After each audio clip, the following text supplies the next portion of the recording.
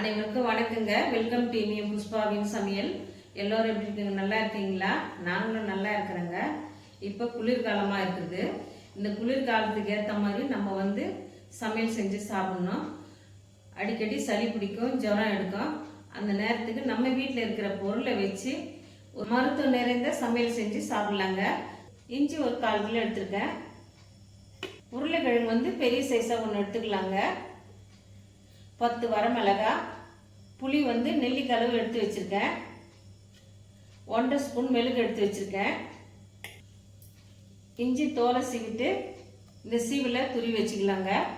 அதே போல் உருளைக்கிழங்கையும் தோலை எடுத்துட்டு கழுவிட்டு தண்ணி இல்லாமல் சுத்தமாக தொடச்சிருந்தாங்க. தொடச்சிட்டு துருவி வச்சுக்கலாம். அடுப்பத்தை வச்சு மண் சட்டி வச்சுக்கிறேங்க. வரமிளகாய் போட்டுக்கலாம். எண்ணெய் ஊற்றாமையே வறுத்து எடுத்துக்கலாம்.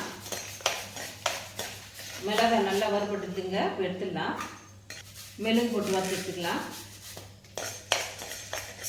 இந்த மெழுகு கூடவே ஒரு கைப்பிடி அளவு கருவேப்பிலை போட்டுக்கிறேன். மெழுகு நல்லா வறுபட்டுதுங்க. கருகூடாமல் வறுத்து எடுக்கணும்.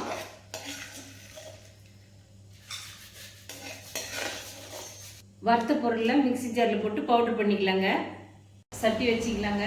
நல்லெண்ணெய் ஊற்றிக்கிறேன். எண்ணெய் நல்லா சூடாயிடுது. 1 ஸ்பூன் கடுகு போட்டுக்கிறேன். கடுகு நல்லா பொரிஞ்சிடுதுங்க. துருவி வச்சிருக்கிற இஞ்சியை இந்த எண்ணெயில் போட்டுக்கிறேன். இந்த எண்ணெயிலேயே இஞ்சி வதங்கணுங்க. இஞ்சி பாதி வதங்கிடுது. துருவி வச்ச உருளைக்கிழங்க இஞ்சியில் சேர்த்துக்கிறேன். கேஸ் காலியானதுனால அடுப்பில் செஞ்சிருங்க.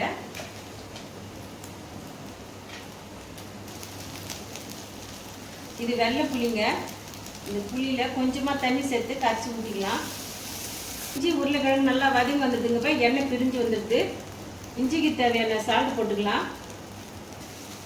நம்ம வறுத்து பொடி பண்ணதை இந்த பொடியை இஞ்சியில் சேர்த்துக்கிறேன்.